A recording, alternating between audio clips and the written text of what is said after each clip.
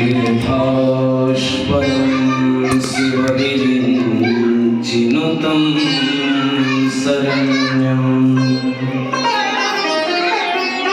विद्यार्थिहं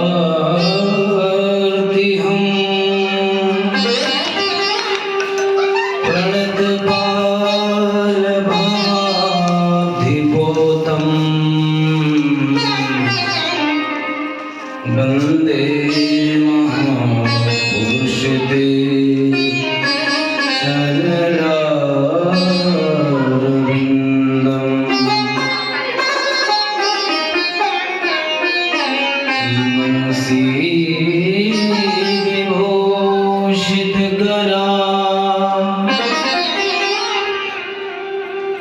नवनीरदाभा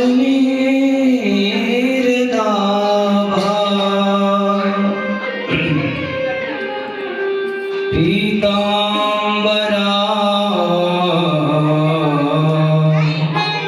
गरुडबिम्बफलाधरोष्ठा पूर्णेन्दुसुन्दरमुखा दरबिन्दुनेत्रा कृष्णात् परं किमपि तत्त्वमहं न जाने।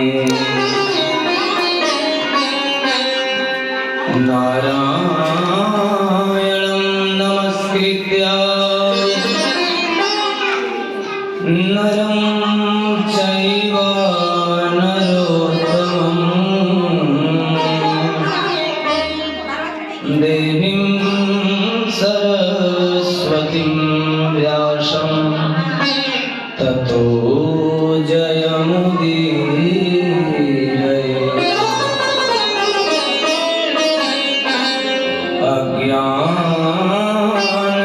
अज्ञानतिमिरान्धस्य ज्ञानं जनशलाकया चक्षुरुन्मीलितं येन तस्मै श्रीगुरुवे नमः।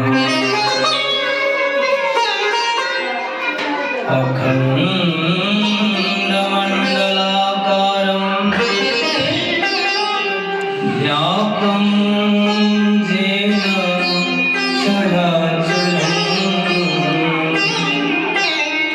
तत्पदं दर्शितं येन तस्मै श्रीगुरुवे नमः।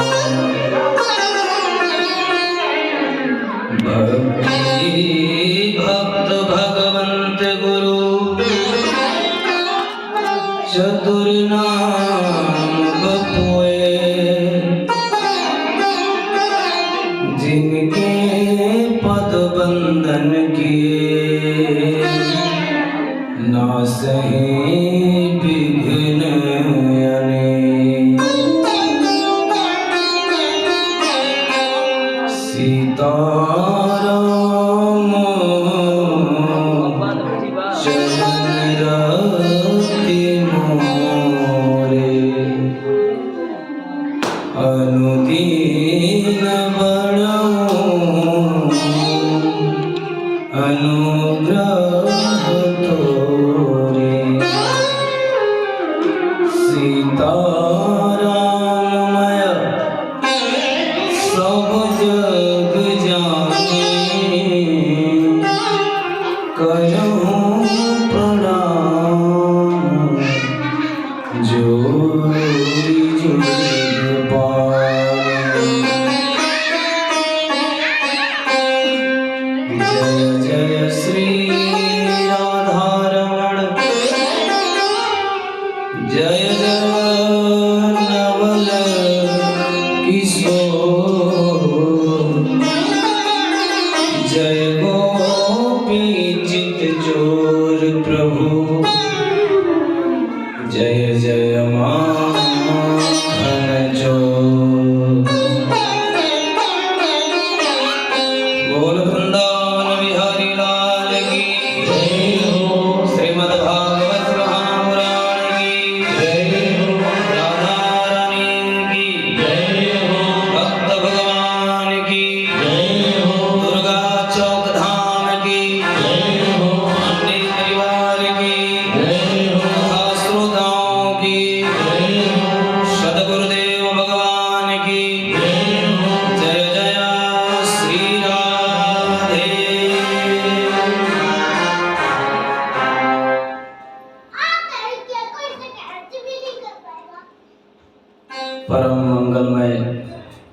भगवत धाम अनंतानंद अखंड कोटि ब्रह्मांड नायक भगवान श्री यादवेंद्र प्रभु की वांगमयी प्रतिमूर्ति स्वरूपा श्रीमद् भागवत महापुराण कथा अंतर्गत आज पंचम दिवस नवाह यज्ञ के मध्य आज पांचवें दिन भगवान श्री यादवेंद्र प्रभु की जन्मोत्सव समारोह है, जिसे आज के जनरेशन में बर्थडे पार्टी कहते हैं। जैसे हम सब लोग अपने अपने बच्चों का बर्थडे पार्टी मनाते हैं ना, तो आइए बड़े श्रद्धा भाव से भगवान का भी आज बर्थडे मनाया जाएगा। तो सब परिवार आएंगे, सब लोग आएंगे, साथ में ही भगवान की अमृतमय कथा में गोता लगाने से पूर्व आइए कुछ क्षण भगवत नाम का आश्रय लें, भगवत नाम संकीर्तन, उसके बाद कथा आरंभ है।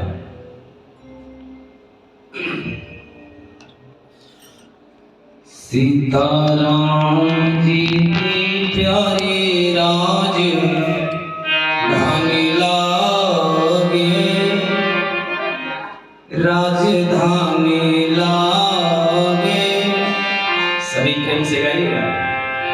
मोहे मीठो मीठो सरजू जी को पानी लागे, सीताराम जी की प्यारी राजधानी लागे, राजधानी लागे, मोहे मीठो मीठो सरजू जी को पानी लागे, सीताराम जी की प्यारी राजधानी लागे, राजधानी लागे, मोहे मीठो मीठो सरजू जी को पानी लागे, सीताराम जी की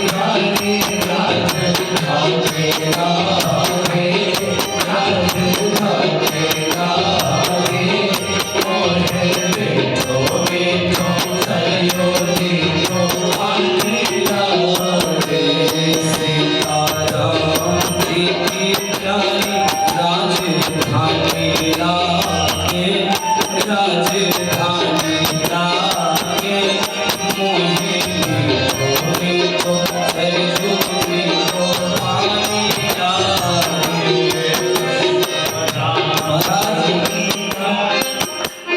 चलिए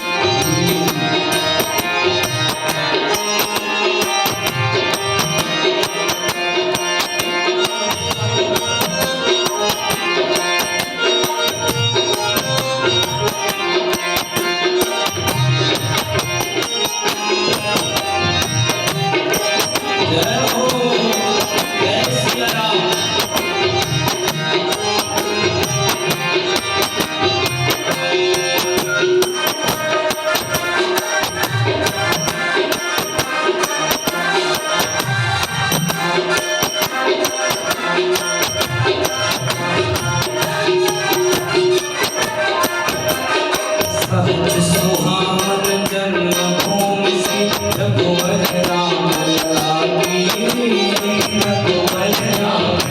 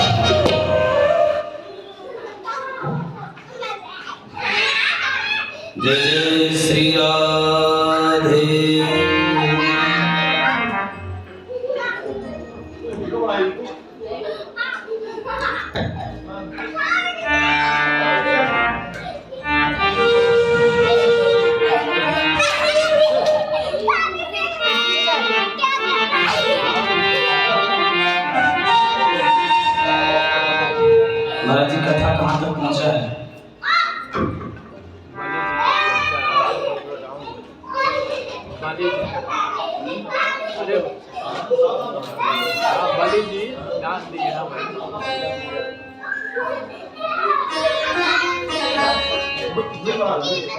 हम लोग पहुंचे हैं कथा के गंगा में। प्रथम पाली की कथा में हमने वामन भगवान का अवतार श्रवण किया। भगवान वामन अवतरित हैं। अब मत्स्य अवतार की कथा सुने। सूर्य वंश के राजा हुए महाराज सत्यव्रत। जितना पवित्र सुंदर नाम है वैसा ही गुण भी है। सत्यव्रत, सत्य मतलब होता है पूर्ण, व्रत मतलब प्रतिज्ञा। जिसका प्रतिज्ञा सत्य हो, सच्चा हो, उसे सत्यव्रत कहते हैं। सच्चा प्रतिज्ञा, सच्चा व्रत किसका है? जिसको भगवत प्राप्ति का नशा लगा हो। सत्यव्रत राजा प्रजा पालक हैं। प्रजा की सेवा के साथ साथ वो निरंतर महाराज भगवत प्राप्ति का चिंतन करते हैं। नित्य सरजू में स्नान करना, नियम से पूजा पाठ करना उनका एक ध्येय है।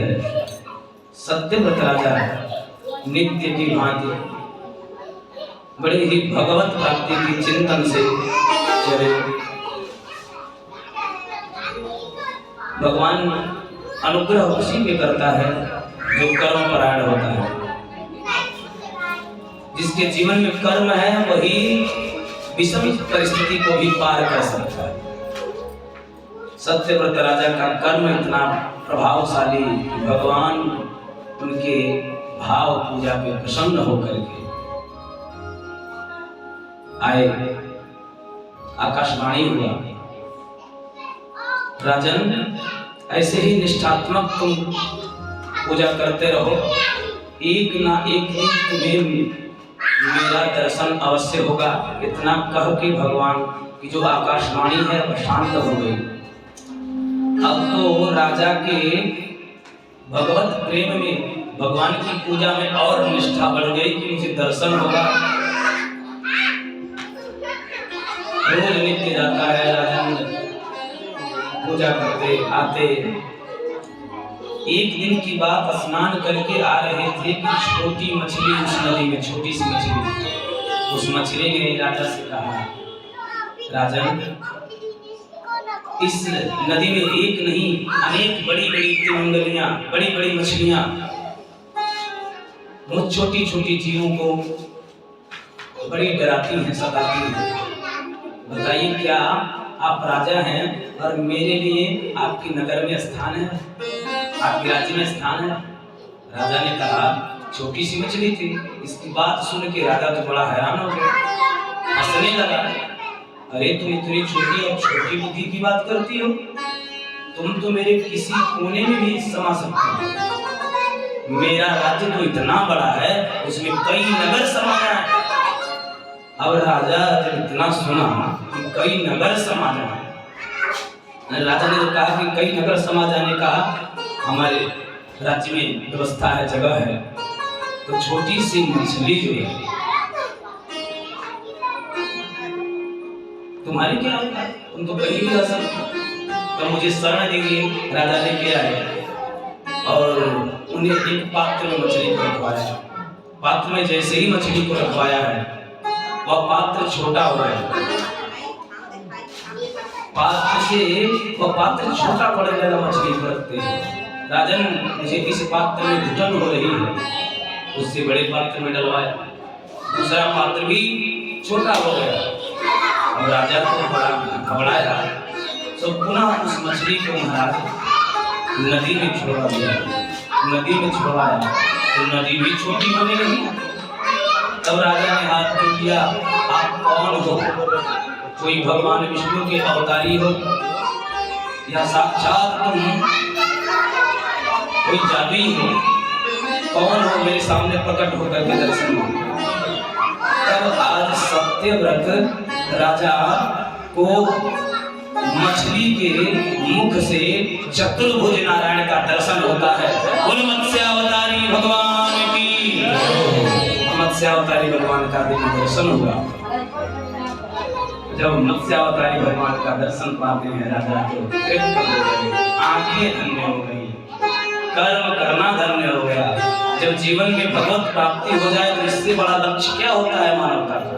राजा को तो सब कुछ मिल गया। जो मत्स्यावतारी भगवान का दर्शन हुआ तो मत्स्यावतारी भगवान ने कहा, राजन देखो मेरे दर्शन देने का एक ही कारण है, एक ही लक्ष्य है कि आज के ठीक 7वें दिन या पूरी धरती प्रलयकारी समुद्र में डूब जाएगी। तो तुमको दर्शन देके मैं ये आदेश करने आया हूं कि जितने भी इस धरती पे बीज हैं सारे बीजों को तुम इकट्ठा कर लेना। सप्त ऋषियों की मंडली के साथ एक नाव आएगा और उस नाव पर बीज लेकर के चढ़ जाना। जब बीज लेकर के तुम चढ़ जाओगे तो ये नैया तब तक इसी समुद्र सागर में जल में घूमती रहेगी जब तक पूरा प्रलय का समय रहेगा। प्रलय समय तक तुम इसी नाव के सप्त ऋषियों के साथ व्यतीत करना। पुनर्जब सृष्टि का निर्माण होगा तो इसी बीज और जीवाणुओं के द्वारा पुनरपि महाराज धरती का विकास होगा, जीवों का विकास होगा। इतना करके मत्स्यावतारी भगवान अंतर्धान हो गए। सत्यव्रत राजा का जीवन सफल हो गया। कि भगवान ध्यान दो गया, भगवान ये दर्शन देके और अपने दर्शन के बाद भक्त को अपना कुछ कार्य सौंप दें तो इससे बड़ा भक्त का जीवन उच्च कौन सा हो सकता है?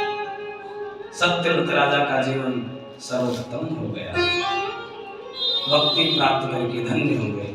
बोल मत्स्यावतारी भगवान की। एक तरह से आपने मत्स्यावतार का कथा श्रवण किया।